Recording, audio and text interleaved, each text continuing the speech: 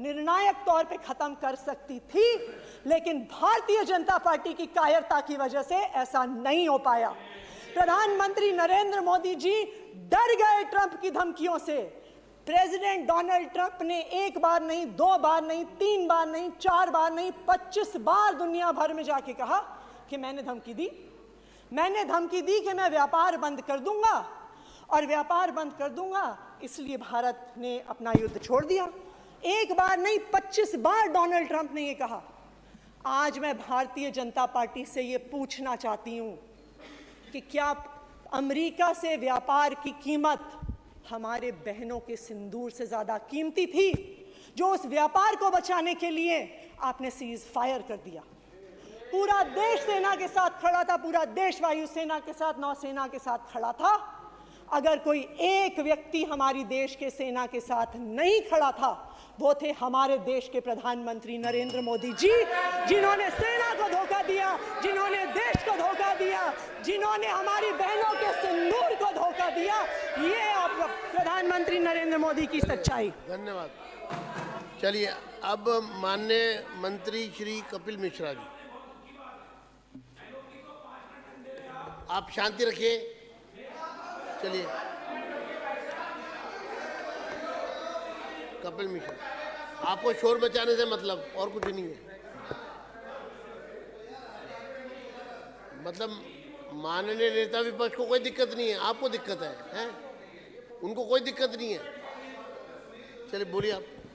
माननीय अध्यक्ष महोदय, आपका बहुत बहुत आभार। इस चर्चा में आपने मुझको बोलने का अवसर दिया। मैं आभार व्यक्त करता हूं आदरणीय श्री अभय वर्मा जी का कि उन्होंने इस प्रस्ताव को इस सदन के सामने रखा, और इस सदन में ये प्रस्ताव आना आवश्यक था।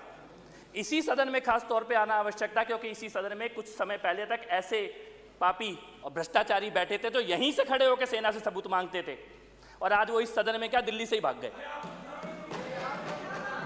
इस सदन की पवित्रता के लिए, इस सदन की पवित्रता के लिए ये प्रस्ताव आना आवश्यक था। माननीय अध्यक्ष महोदय, मुझे इनका रोना, इनका प्रलाप, इनका विलाप समझ में आता है। ये सदन में रो रहे हैं, घर में तो ये चूड़ियां भी तोड़ रहे थे। जब आतंकवादी मर रहे थे, ये चूड़ियां तोड़ रहे थे। जब जब आतंकवादी मरता है, कोई आपिया रोता है। जब जब जिहादी मरता है, कोई आपिया रोता है। ये केजरीवाल गैंग है, यहां पे तुम्हारे बस आंसू नहीं आ रहे, तुम्हारा बस चले तो तुम कुर्ता फाड़ के रोगे क्योंकि आतंकवादी मरे हैं। मैं ये कहना चाहता हूं, धर्म पूछ के मारा था ना, नाम पूछ के। जिन्होंने नाम पूछ के मारा था, आज उनका कोई नाम लेने वाला जिंदा नहीं बचा, जिन्होंने नाम पूछ के मारा था। यह भारत की सेना का पराक्रम है। कुछ तथ्य मैं इस सदन में रखना चाहता हूं ऑपरेशन सिंदूर के बारे में। ऑपरेशन सिंदूर पहला भारत की सेना का ऐसा ऑपरेशन है जिसमें आतंकवादी घटना के बाद भारत की सेना ने इंटरनेशनल बॉर्डर क्रॉस करके आतंकवादियों को मारा है। यह पहला हुआ है, इससे पहले कभी नहीं हुआ आतंकवादी घटना के बाद। इससे पहले सर्जिकल स्ट्राइक हुई थी। जब सर्जिकल स्ट्राइक पहली हुई तो ये पहले सबूत दो, सबूत। अब की बार सेना कैमरा लेके गई थी, तुम्हारे लिए गई थी, सारे सबूत लेके गई कि भैया इतने मारे हैं और जनाजे सबने देखे। मुझे अच्छा लगा नेता विपक्ष ने बोला कि घर में घुस के मारा है। अब की बार तुम्हें मानना पड़ता, सबूत मानने लायक नहीं बचे, सबूत मानने लायक नहीं बचे। जनता ने उठा के बाहर फेंक दिया सबूत मानने वालों को, इसलिए तुम्हें माना। दूसरा बड़ा चीज, पहली बार दुनिया की अकेली सेनाएं एक एटॉमिक पावर के एयरबेस को उड़ाने वाली एकमात्र सेना भारत की सेना। इसके अलावा आज तक दुनिया में किसी सेना ने यह काम नहीं किया। लेकिन आपने मान लिया घर में घुस के मारा है, आपने मान लिया आतंकवादी मरे हैं, आपने मान लिया जनाजे निकले हैं। सेना तो यही थी ना हमेशा से, यही सेना थी, यही रॉ थी, यही खुफिया एजेंसी थी, यही एयरफोर्स थी, यही नेवी थी, यही आर्मी थी। 26/11 के बाद क्यों नहीं हुआ? डोजियर जाते थे, अभी ब्रह्मोस जाती है। क्यों नहीं हुआ? मैं पूछता हूं क्यों नहीं हुआ? आपको सवाल जवाब समझ में आएगा क्यों नहीं हुआ। क्योंकि गद्दी पे मोदी नहीं बैठा था, तब इसलिए नहीं होता था। अब क्या हुआ? अब क्या हुआ? एक भी आतंकवादी हमला होता है तो पाकिस्तान को यह पता होता है, और इस बार तो वो आतंकवादी मारे गए जिन्होंने यूएसए और इजराइल के अटैक में हिस्सा लिया, वो भी मारे गए। इसीलिए मैं ये कहना चाहता हूं कि आपको राष्ट्रीय नेतृत्व की जो भूमिका होती है, आज आप पूछ रहे हैं कि सीज फायर क्यों हो गया, पीओके आ जाता। अरे ये तुम पूछ ही इसलिए रहे हो पीओके आने के बारे में। 2014 से पहले कोई नहीं बोलता था, मोदी के आने के बाद लगता है कि यह भी संभव है कि पीओके आ जाएगा। ये सवाल ही नहीं पैदा होता था। सेना पर आज वो गिलगिस्तान बल्चिस्तान सारी अखंड भारत की जो बातें की जा रही है, की इसीलिए जा रही है गद्दी पे मोदी बैठा है। ये सवाल ही उठने बंद हो गए थे इस देश के अंदर। मान लिया गया था कि आतंकवादी मारेंगे और हम डोजियर भेजेंगे राष्ट्रीय। और ये जो दूसरा सवाल उठा रहे हो ना, दूसरे देश के राष्ट्रपति ने क्या बोला, इसने क्या बोला, 10-15 दिन रुक जाओ, इसका जवाब भी मिल जाएगा, फिर मुंह छुपा के घूमोगे, फिर मुंह छुपा के घूमोगे। इस राष्ट्रीय अंतर्राष्ट्रीय मुद्दों पे थोड़ा सा अपने नेता के चक्कर में मत पड़ो, वो दिल्ली छोड़ के भाग गया। गंभीरता से बात करो, गंभीरता से। मैं आपको ये कहना चाहता हूं और मैं फिर से इसके बाद ये कहना चाहता हूं,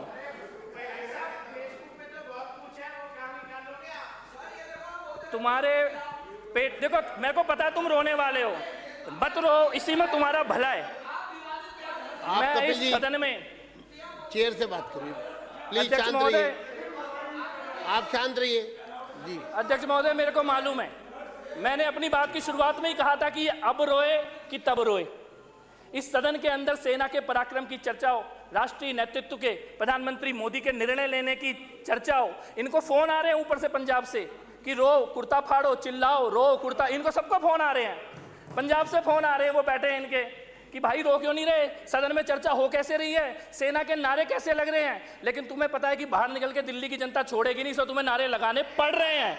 ये मजबूरी में नारे लगा रहे हो तुम, ये नारे तुम्हारी नियति नहीं है। मैं फिर से अध्यक्ष महोदय,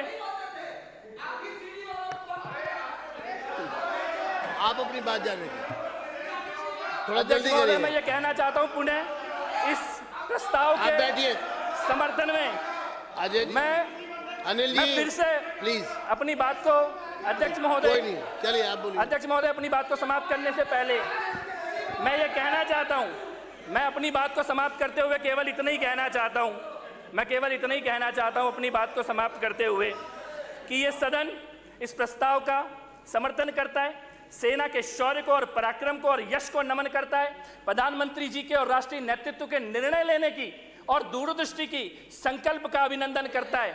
और मैं ये भी कहना चाहता हूं, भाई तू तो मत बोल, तू तो मत बोल। बैठिए,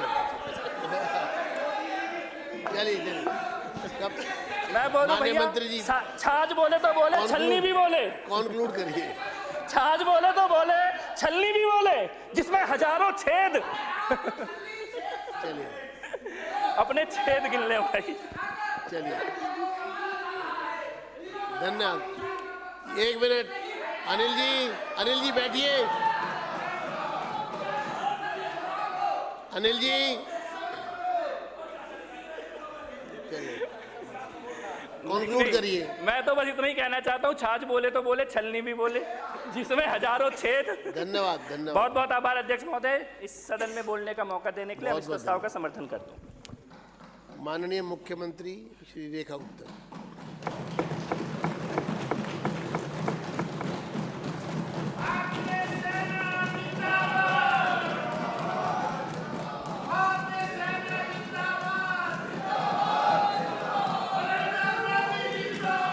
जिंदाबाद जिंदाबाद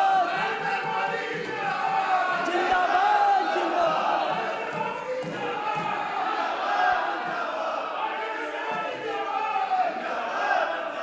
भारत माता की, भारत माता की, भारत माता की। अध्यक्ष महोदय, एक बार भारत की सारी विपक्षी पार्टियों ने मिलकर के एक गठबंधन बनाया, उसका नाम रखा इंडिया। नाम तो इंडिया रखा, परंतु यदि आंख बंद करके उन्हें सुने तो ऐसा पता ही नहीं चलता कि वो स्पोक्स पर्सन इंडिया के हैं कि पाकिस्तान के हैं। उनका माउथपीस भारत के लिए बात कर रहा है क्या अमेरिका की बात कर रहे हैं। ऐसे जितने लोग हैं, जब संसद में चर्चा हुई तो जोर जोर से चिल्लाए, ऑपरेशन सिंदूर पे बहुत सारे प्रश्न उठाए। उनके लिए काका हाथरसी ने एक कविता लिखी है, नाम और रूप का भेद। तो उन्होंने लिखा कि नाम मिला कुछ और तो शक्ल अकल कुछ और, नाम मिला कुछ और तो शक्ल अकल कुछ और, शक्ल अकल कुछ और, बेच रहे कोयला लाला हीरा लाल, सूखे गंगा राम सूखे मक्खन लाल। अरे सूखे मक्खन लाल झींकती माँ और दीदी, समझ रहे ना, माँ और दीदी, कि निकले बेटा आसा राम, कितने निराशावादी, जिनको अपनी देश के सेना के वक्तव्य पे विश्वास नहीं, जिनको अपने प्रधानमंत्री पे विश्वास नहीं, वो विश्वास करते हैं दूसरे देशों के आकाओं पे। और वो जो दीदी, राष्ट्रीय दीदी, श्रेय की बात कर रही थी कि देखिए मोदी जी को इसका श्रेय चाहिए, मोदी जी को इसका श्रेय चाहिए। मैं पूछना चाहती हूँ, 1947 से आपकी सरकार दिल्ली में, देश में राज कर रही है, आपने खूब श्रेय लिया देश को आजाद कराने का, तो देश के विभाजन की जिम्मेदारी क्यों नहीं ली आपने? आपने खूब श्रेय लिया कि भारत को हमने जिताया, भारत को हमने आजाद कराया, तो जब कश्मीर जो भारत का हिस्सा था और पाकिस्तान उस पर कब्जा कर